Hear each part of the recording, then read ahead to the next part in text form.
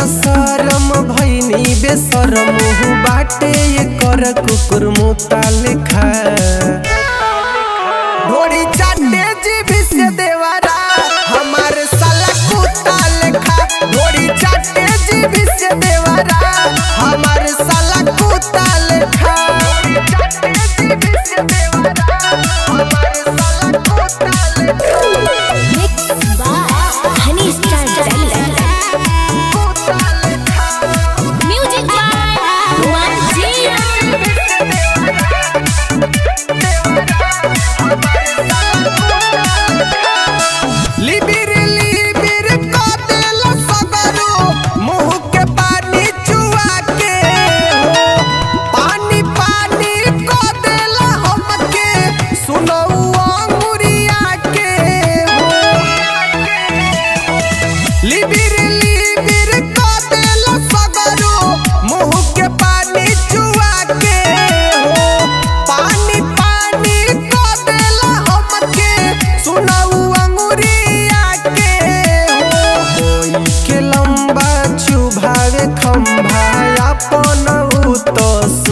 लेखा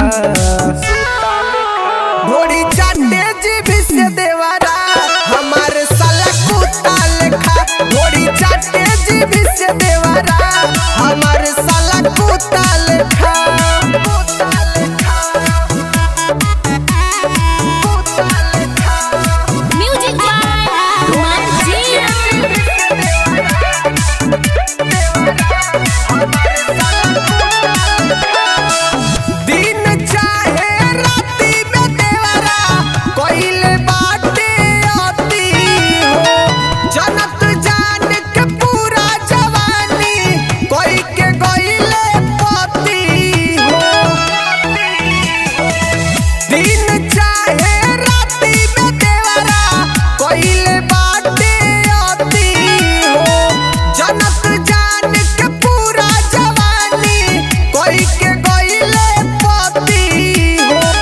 जो बहु हवा लगावेला मुहावा महकेला जैसे जूता लेखा